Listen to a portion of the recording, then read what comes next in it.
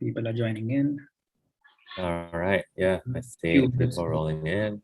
Yeah.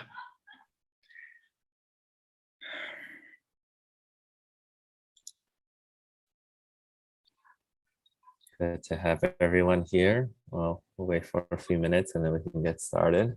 Yep.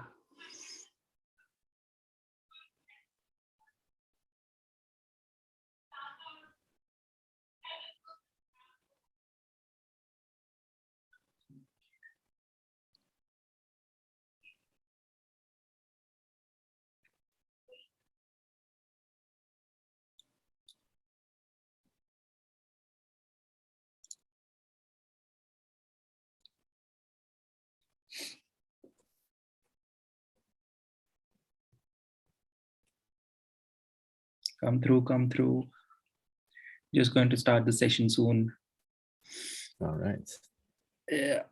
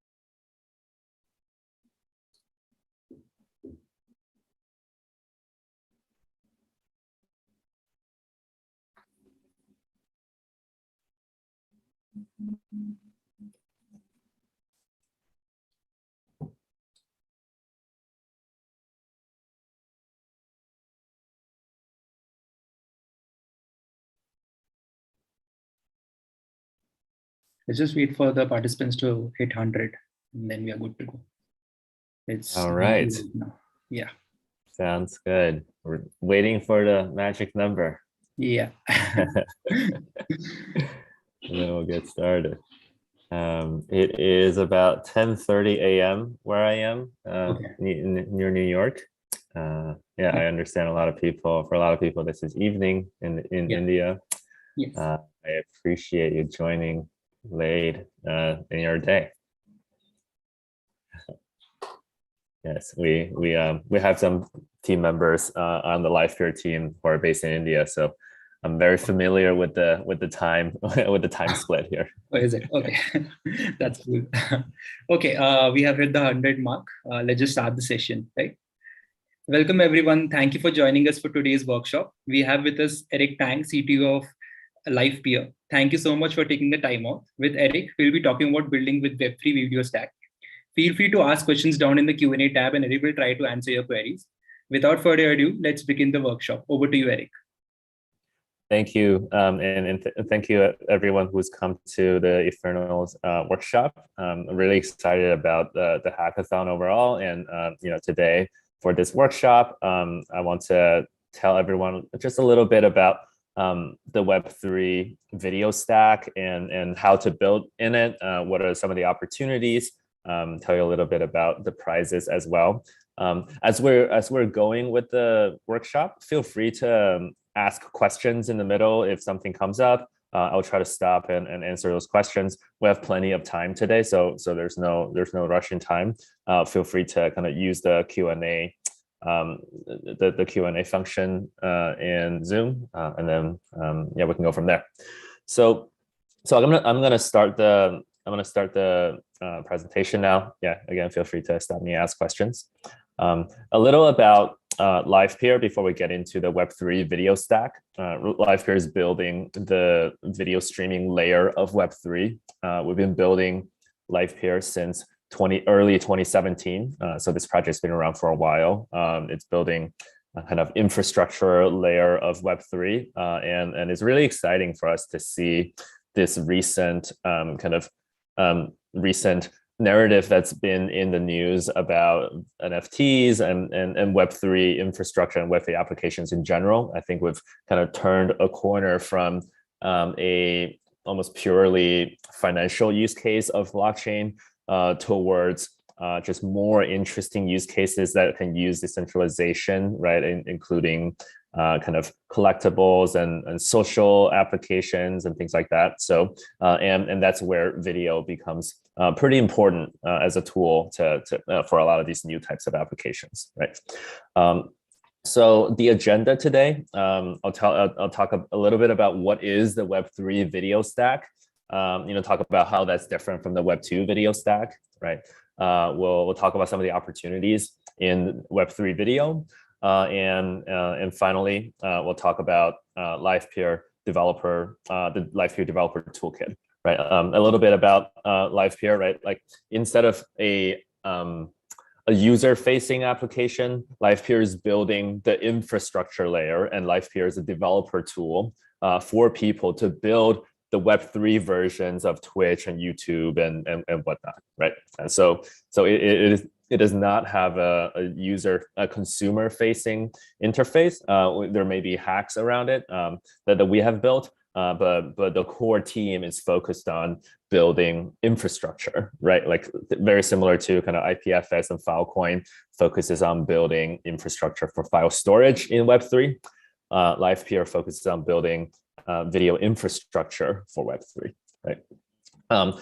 Diving into the Web3 video stack, right? We'll get into all of these points a little later, but the way that I summarize the Web3 video stack is that it's a combination of different plug and play modules that exist in the Web3 ecosystem that enables Web3 based video applications to exist, right? So it's the smart contract layer, is the data query layer, is the storage layer, the video streaming layer. All of those things come together that make up the Web3 video stack, right? So before we dive in too deep in there, let's take a look at how we got here today, right? Like video on the internet actually hasn't been around for that long. We can look back and see how video has evolved over time and see why Web3 video is important in today's environment, right? Back in 2005, so nearly 17 years ago, not that long, right? There was a online dating company that were trying to build a kind of a video-based dating app that's very similar to Hot or Not, which was kind of the popular online dating app at the time. They were not very successful, and not a lot of people were using their video-based application to do online dating. Instead, they decided to pivot their application to just a video uploading app and not to focus on dating anymore. And they called this new application YouTube, right? And thus YouTube was born in 2005. It was immediately very successful after. It only took about 18 months for YouTube to become the #5 most popular website in the world, right? And in this time, YouTube was oftentimes the fastest growing website on the internet, period. And some other interesting facts, right? YouTube was actually only independent for about 2 years. They were only their own company for 2 years. They raised a little over $10 million. They were burning a lot of that money at the end of that 2 years before they got acquired. They were spending about $2 million a month, just mostly on infrastructure bills. And soon they were acquired by Google in 2006 for $1.65 billion, right? And at that time, it was one of the largest acquisitions that Google has ever made. And coincidentally, a year after that acquisition, the ad model was introduced to YouTube, where YouTube will show kind of advertisement in the video that people have uploaded, and people who upload the video have an option to kind of get a share of that advertising revenue, right? And today, of course, YouTube is the largest video application on the internet. Taking another detour back down memory lane, just nearly 2 years after YouTube was started, there was a company called Justin TV that got started. And this company at the very beginning was doing kind of an online reality TV show where the founder of the company put a live cam on his head, on his baseball cap, and was walking around with a backpack and just live streaming his entire life 24/7, right? Unlike YouTube, Justin TV took about 4 years, and it really struggled at the very beginning. There were legal problems. A lot of people were uploading kind of copyrighted content. The CEO at the time had to go testify in front of Congress because they were being sued by all of these different media companies.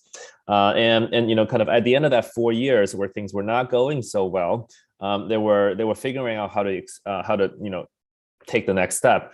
They noticed that one of the niche audiences on their website was these people who are watching other people play video games, right? And they've always thought that this was kind of a leech on the website. They were not bringing in a lot of interesting use cases, but they were using a lot of bandwidth.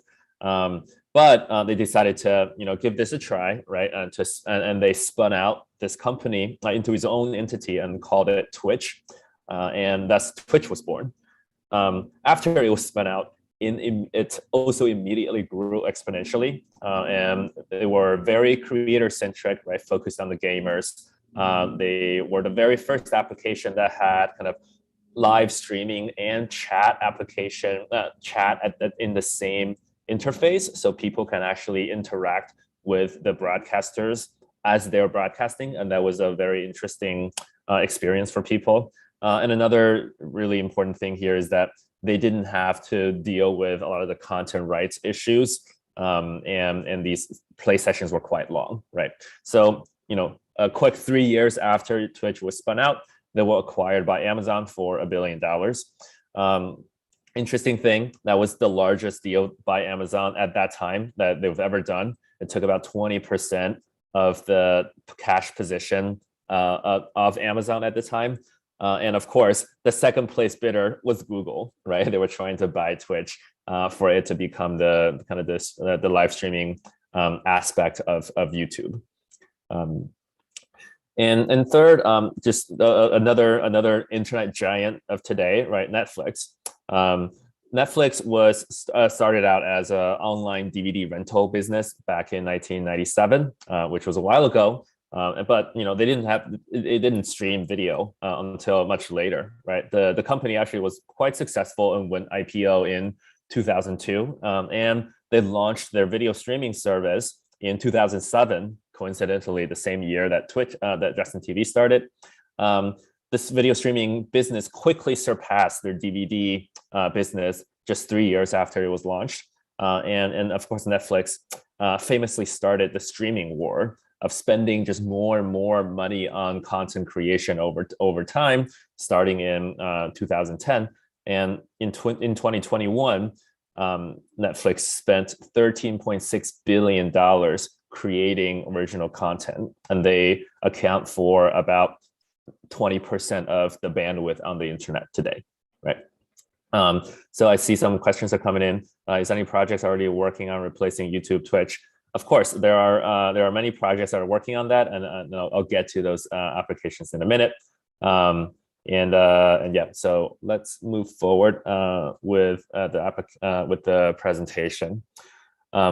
Some lessons from this, from how YouTube has grown, and online video has grown in the past 15 years, right?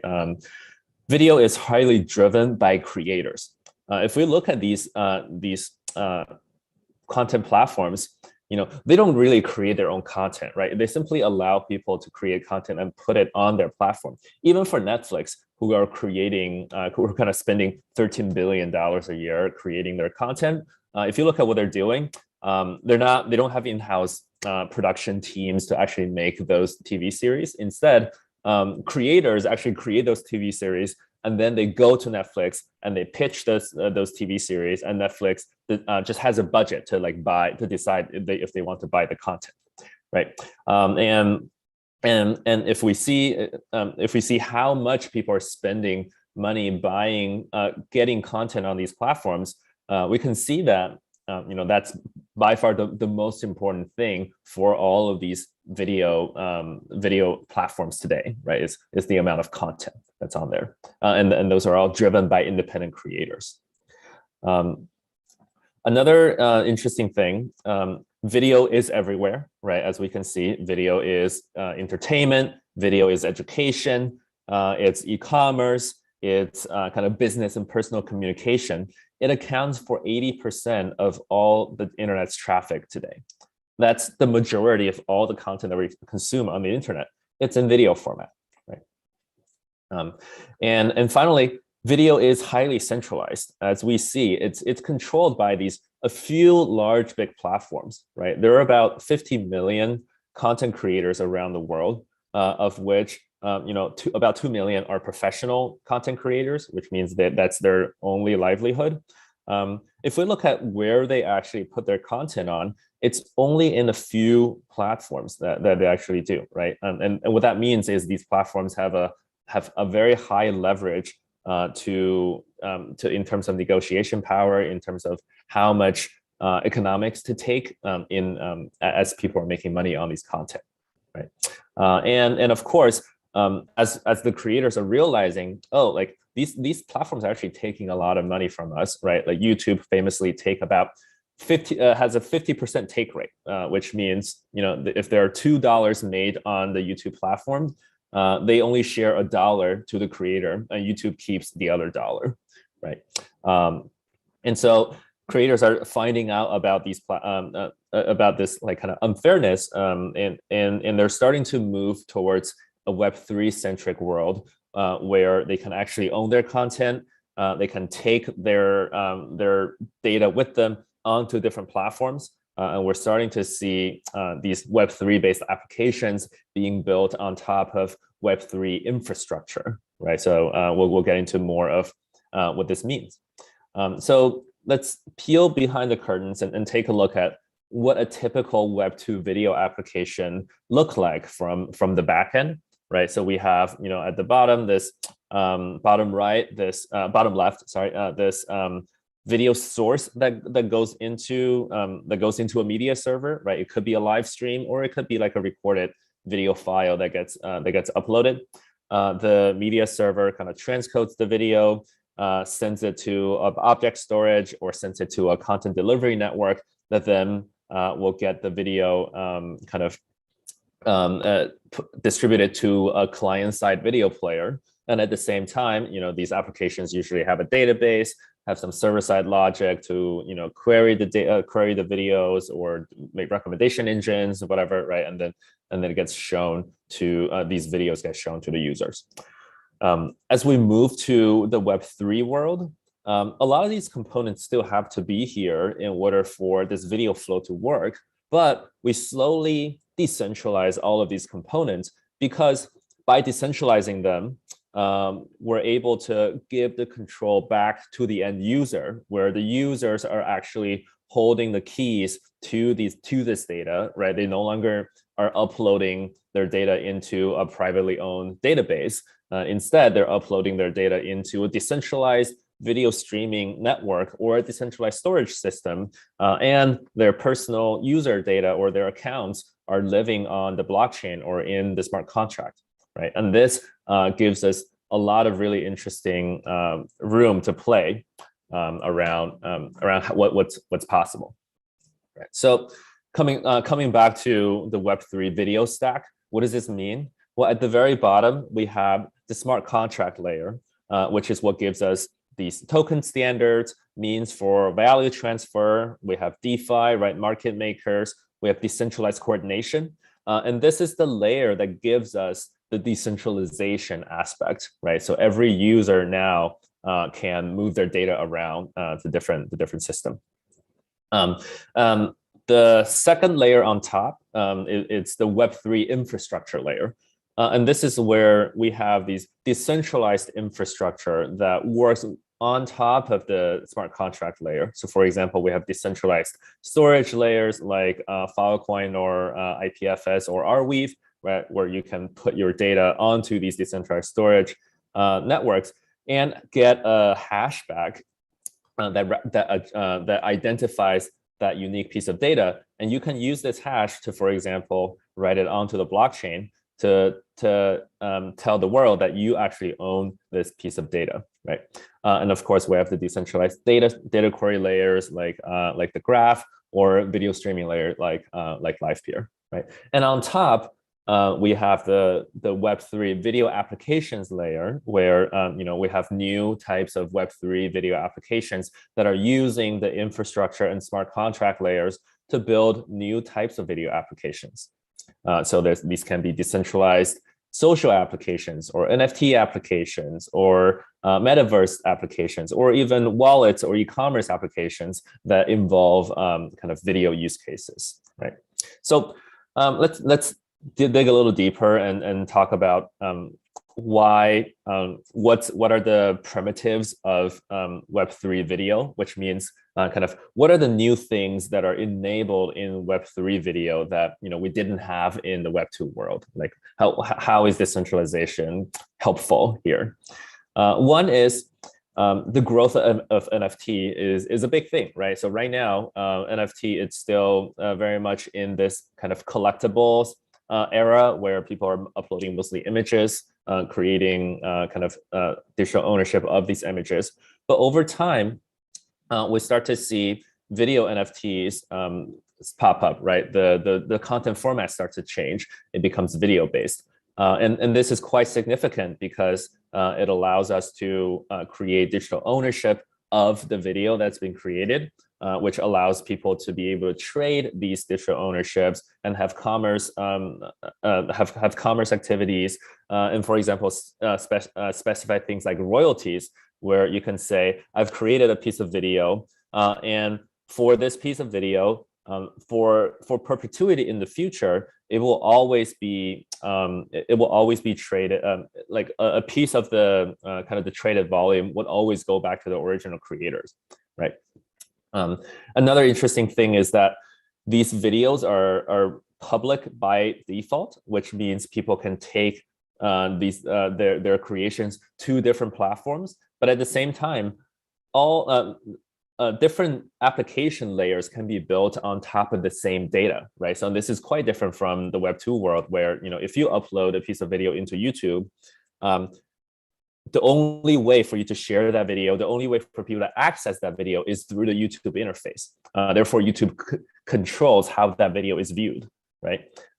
In the Web3 world, that piece of video is stored on a decentralized decentralized storage and streamed over a decentralized video streaming network, which means you can have multiple different applications loading the same video and have different use cases addressing these same videos. So that contributes to kind of this mod culture, which is people can create alternatives of of the same asset on top, maybe changing certain things, adding filters, or making their own versions. You can see that in TikTok, and it's pretty popular today already. But in the Web3 world, it just makes it more scalable. And same for community building, right? You can use these videos to create, for example, exclusive video collections for people who own a specific NFT, right? I'm going to go through and answer a few of the questions here because I see a lot of them are popping up.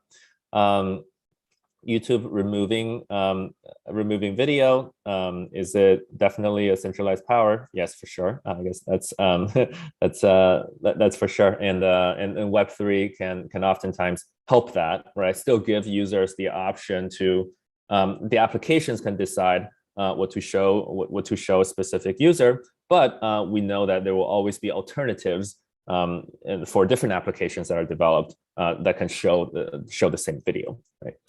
What's the difference between Web2 and Web3 infrastructure? I think we talked a little bit about that. Decentralized storage is expensive. sometimes it's expensive, but for example, if you use IPFS or Filecoin now, I think it's not too much more expensive than centralized storage. And another thing that's interesting about Livepeer is that because it's decentralized, it actually uses spare capacities that's around the internet, and it's actually cheaper than centralized solutions, which is a pretty interesting characteristic. It's about 10 times cheaper to stream on Livepeer than it is on Amazon Web Services, for example. How is Livepeer different from Theta?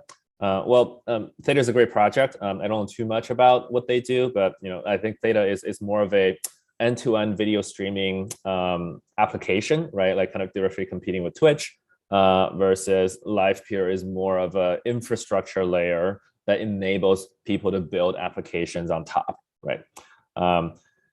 Recommendation engine, yeah, absolutely. Recommendation engine is a really important piece of the YouTube infrastructure. And however, in the Web3 world, I think there's all kinds of different projects that are starting up about decentralized recommendation engines, or people can actually have build tools for community building that creates more like community-centric video libraries, and don't need as powerful of a recommendation engine that are across the entire library of YouTube, for example. Right. I will, I'll stop here and continue with the presentation. I'll come back to the answering the question in a little bit. Cool. So we talked about video NFT as one of the primitives of Web3 video, right? Going forward, another really interesting kind of primitive of Web3 video that it doesn't exist in the Web2 world is this idea of combining the smart contract layer with the video layer, so that you can create truly decentralized video applications, right? So for example, by using the state on the blockchain, for example, token ownership, you can decide who has access or who doesn't have access to a video library, right? So that gives you the ability to create token-gated video libraries or token-gated video streams that can be used, for example, for a creator to sell NFTs and say only the owners of my NFTs get access to this exclusive library or this exclusive live stream, right? So the rules they have more ability to define the rules of how their content is accessed. The other interesting thing is kind of decentralized video production, right? With the rise of DAOs, with the rise of kind of new Web3 communities, there are new ways for people to essentially raise money to create video. We're already seeing these decentralized video production houses that are coming to be, especially with the rise of DeFi and new ways of liquidity. We're starting to see new liquidity formats for content creation, right? There's interesting kind of documentaries being created about the blockchain space, raising funds using the blockchain, right? So these are all kind of early signs of how things are to come in the near future.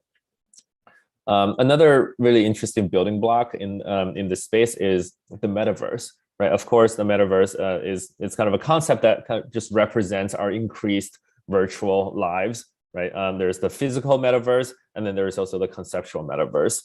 Video plays a big component here because a lot of times people want to stream into or out of the metaverse in video format, and it's quite an important tool here. Cool. So going towards some opportunities in the Web3 video space, I want to point out a few areas that I think are kind of fertile grounds to explore.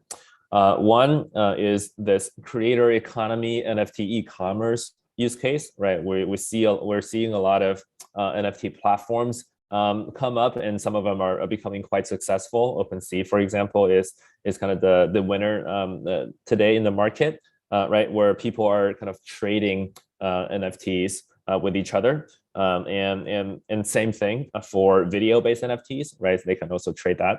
The interesting thing about kind of the tools that we have created for creating video NFTs is that video is a much more difficult technology to work with from a technical perspective. So the suite of tools that you need to make video easy to stream and optimize it for the Livepeer stream for the online streaming can be done through Livepeer, and then you can, for example, export that video into a platform like OpenSea or Glass.xyz, things like that. We're seeing new kind of creator community tools popping up in the creator economy. Miro is a pretty good example for kind of content creation and writing blogs, right? So it's kind of a Web3 version of Medium, but with a lot of interesting Web3 specific features around crowdfunding, around offering tokens and things like that. And I think this is a really interesting area to grow, especially around kind of offering tools for video creators to manage their community or to create content for their community, right? Web3 based fandom is becoming a real thing, right? One of the most popular examples is probably NBA Top Shots, where the NBA is creating these video based NFTs, selling them to fans. Fans can collect these highlight moments, and fandom in the Web3 world starts to become more decentralized. Fans have another way to kind of interact with the celebrities that they follow. And this is and the celebrities can have a more direct way to connect with their fans. Right? Moving on a little bit to kind of the Web3 community, Web3 decentralized social application world. Right? We're now starting to see kind of the decentralized Twitch, decentralized YouTubes of the world, or even decentralized Reddit. Right? Portal is kind of a decentralized Twitch. Discover is more of a decentralized Reddit. Beam is more of a decentralized YouTube, and we're seeing many of these applications pop up. And a lot of these Web3 based communities are using these decentralized social tools that are built for them, and oftentimes have kind of these Web3 native features, for example, allowing people to launch NFTs within their social apps, or allowing people to like offer a token, or even distribute ownership of these social platforms to their users, so that the users kind of have their incentives aligned with these social platforms.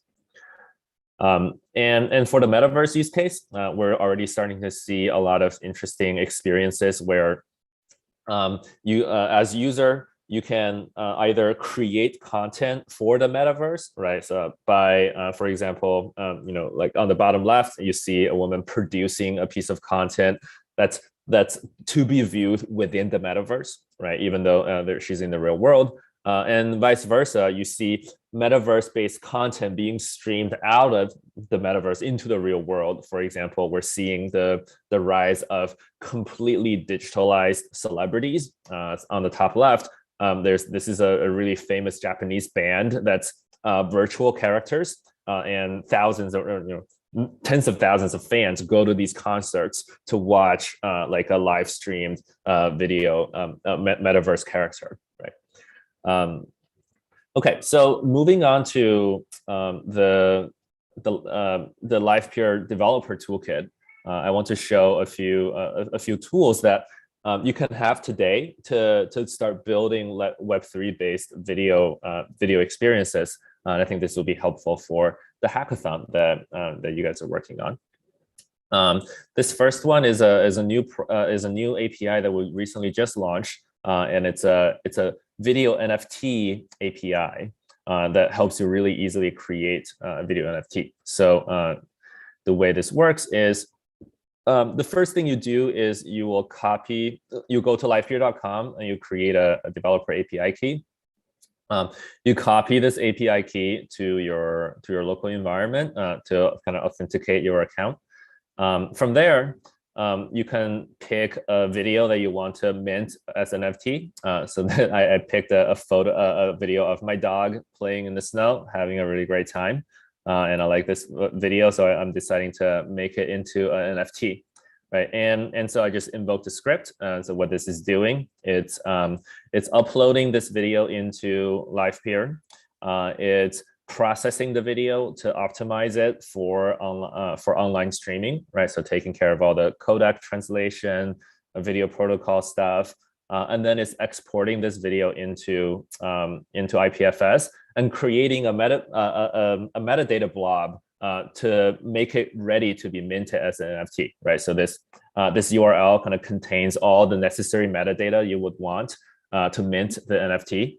And then I simply copy this as the token URI, and I issue a transaction to the blockchain. And now I'm just waiting for that transaction to confirm. And once the transaction is confirmed, I'll have in this case, a ERC 721 NFT, but it's compatible to any NFT standard. I can, for example, go to the testnet version of OpenSea and start seeing my NFT right away from there. You see, this is the NFT that was just minted. And the nice thing here is, Livepeer kind of takes care of all the video processing, the pinning, and everything. So as a developer, you just have to worry about picking the video, uploading it, and everything else is taken care of. Another tool I want to tell you guys about is the live streaming API that we've created. Another set of APIs at livepeer.com. This allows you to create a Twitch-like application within 15 minutes. It's actually really simple. All you have to do is to kind of download a live streaming broadcaster application, and from there, it's the same experience that your user would follow from something like a Twitch. And of course, there's some interesting Web3 use cases here as well. For example, thinking about what decentralized broadcasting means, right? Allowing users to create live streams directly from their using their crypto wallets, allowing creating an NFT that represents the live stream, right? Or uploading the recording of the live stream onto the decentralized internet, things like that. Cool. Another thing I want to talk a little bit about is the Dev Toolkit, which is the MistServer media server, right? So this is a piece of technology that you would want to use if you're trying to build a video service or a scalable video infrastructure, right? This is a completely open source software that we recently just open sourced, but the development has been ongoing for about 12 years. It's a really powerful application and server that handles all kinds of video workflows, and it has a deep integration with the Livepeer network, so that you can kind of run just a single instance of this server and leverage the Livepeer network to scale this server up and handle, for example, hundreds of concurrent live streams that are being transcoded just on a single server. Lastly, I want to tell you about a kind of an in-browser broadcasting tool called webrtmp. And this is a tool that allows you to create a kind of an in-browser broadcasting experience so that your users don't need to download a broadcasting software like OBS and to create a live stream, and instead they can just launch a browser window and start live streaming right away. So definitely go check out the GitHub repo here at webrtmp SDK. There are some demo applications in the Livepeer GitHub repository to help you get started, or you can, if you want to just see an example of how things can work, you don't have to start from scratch. And finally, I'll tell you a little bit about the prizes here. There's $15,000 of prizes in total. The first place prize is the best video dApp with Polygon and Livepeer. This is a co-hosted, co-sponsored prize with Polygon. Livepeer is really excited to be kind of providing video streaming capabilities within the Polygon ecosystem, and would love to see some interesting applications that use both Polygon and Livepeer. Second place prize is for $4,000. It's for the best video NFT platform using the Livepeer NFT API. So the quick demo that I just showed. We actually have some good hacker tutorial as well that take you through exactly how to use that API and to even create a NFT application. So definitely go check out the Livepeer Hacker Quick Starter Guide for that. And you can find out more about that at our Discord channel in the hacker support channel. Third place prize for $4,000 is the best decentralized game streaming or creator platform. So definitely go. We want to we want to see some interesting takes on how decentralization can create interesting economics and incentives in game streaming and creator applications. Fourth prize is for $2,000, and that's the best Web3 video player. We want to see a kind of an open source video player that can play video in a Web3 native way. So for example, displaying NFT metadata information and things like that. We've actually created a spec of how we envision this video player would work. So that spec is also featured in the Livepeer Hacker Quick Start Guide in Notion. And the fifth place prize is we want to see, it's for $750 and there's two of them. We want to see the best Livepeer SDK for video NFT minting in Golang and Python. This is a great prize for people who are newer to the space or people who if you're familiar with Go or Python, you can kind of follow the JavaScript example to create an SDKs in those respective languages. And lastly, last and not least, we want to see a video the best video tutorial for building an in-browser broadcasting application using webrtmp. So this is the price for $1,000. So yeah, those are the prizes. I hope you guys can go and hack on these ideas. I would love to see what you come up with. And of course, Livepeer is hiring. So we're hiring across video engineering, marketing, dev relations, all the different roles. Definitely go to livepeer.com/jobs to find out more information about that.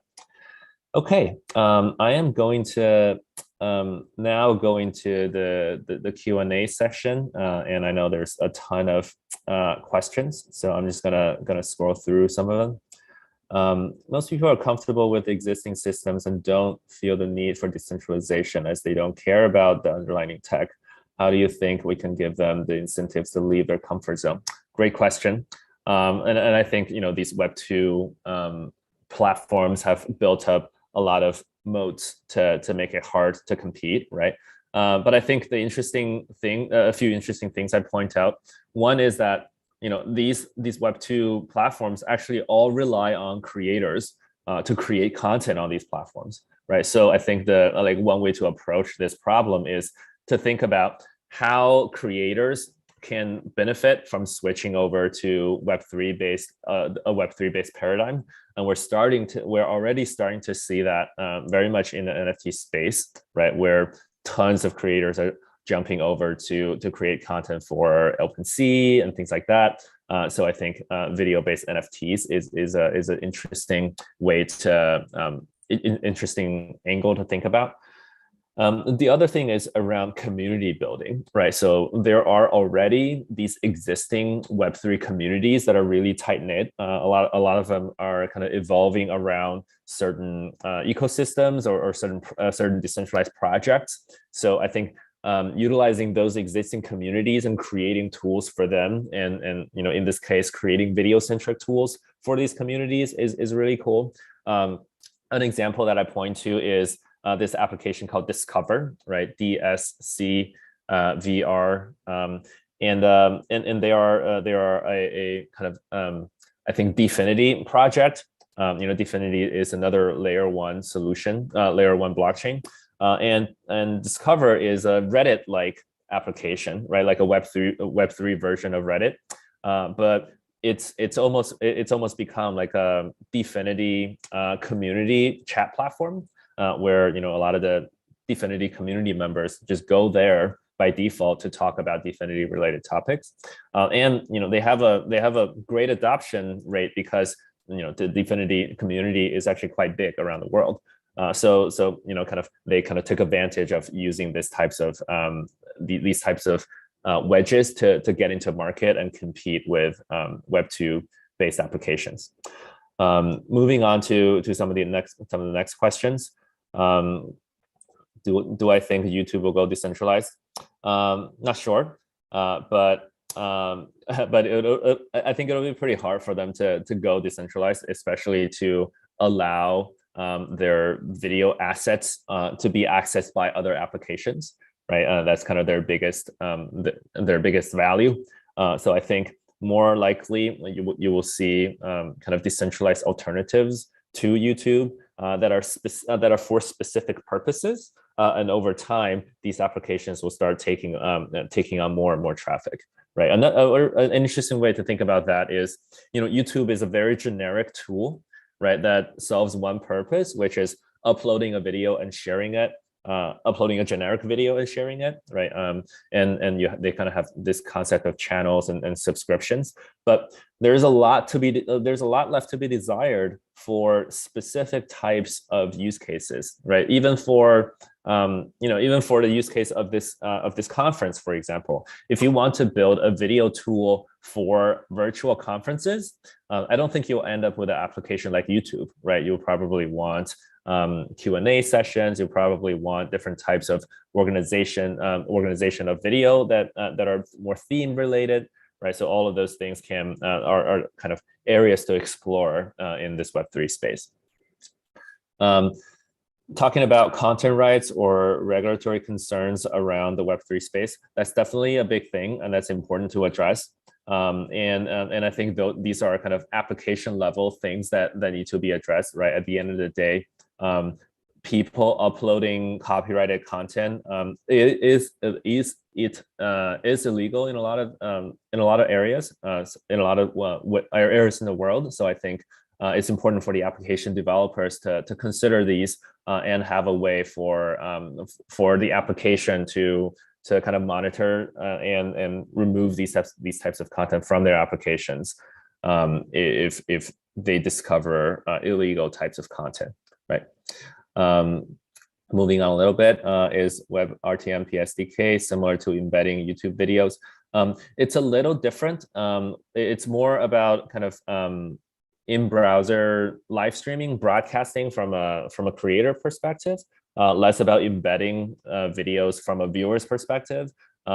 That is more, the embedding YouTube video is more of the Web3 video player concept that I talked about. I definitely encourage you to go check out the spec that we put out there, and you can definitely get more information around that.